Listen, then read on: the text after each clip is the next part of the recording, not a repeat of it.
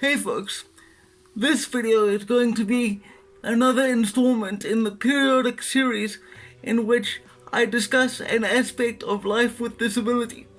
Before I get started, if you find what I share to be valuable, then please consider supporting me via any of the links in this video's description, as content creation is now one of my only viable ways of making a sustainable income for myself in South Africa. I was recently in conversation with a friend of mine called Jesse, and he said that something that struck him about the way that I live is that despite being a lifelong quadriplegic and dealing with all the issues that come with that, I have not allowed myself to succumb to bitterness or resentment. Now, this is a sentiment I've heard before from physically normal people. In fact, the most extreme case of it I ever experienced was a number of years ago. I met a man who straight up told me that if he were in my physical situation, he would simply do drugs all day and never want to be sober. So this isn't an attitude I'm unfamiliar with, but I'd like to explain exactly why I don't allow myself to be consumed by anger, resentment, or bitterness with regard to my physical disability. The reason for that isn't that I'm some sort of saintly figure with a higher degree of knowledge of the universe than anyone else. Quite to the contrary, it's rather pragmatic in nature. From a normal person's perspective, and by normal person I mean physically normal, it would be fair to say that given the fact that I am wheelchair bound and will be for the remainder of my life, I have justified reason to be angry at the world. Only anger, when unfocused and unchanneled, is a destructive force, particularly in my life.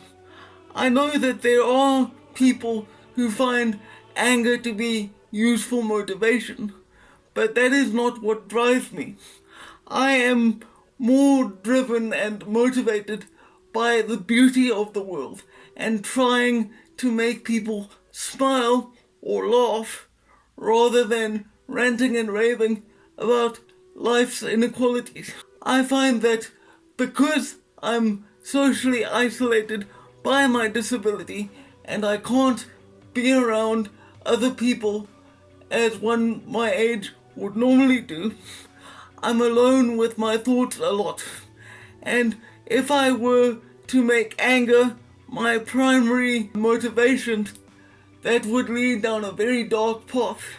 And I've seen it in others because I spent the bulk of my formative years being educated in schools for children with physical disabilities. I've seen how anger can destroy a person from the inside out, and I simply do not want that to be what becomes of me. Even if I have the right to be angry about everything that I have to deal with because of my cerebral palsy, even if that's justified, the most patient person will not want to deal with me being a dark cloud at all times, even if doing so is fair. That's simple human nature. Nobody wants to be around any person who complains all the time, regardless of what their circumstances are. And as I've said, I would rather devote what capacity I do possess to making the world a better place, even if in some small and fairly inconsequential way.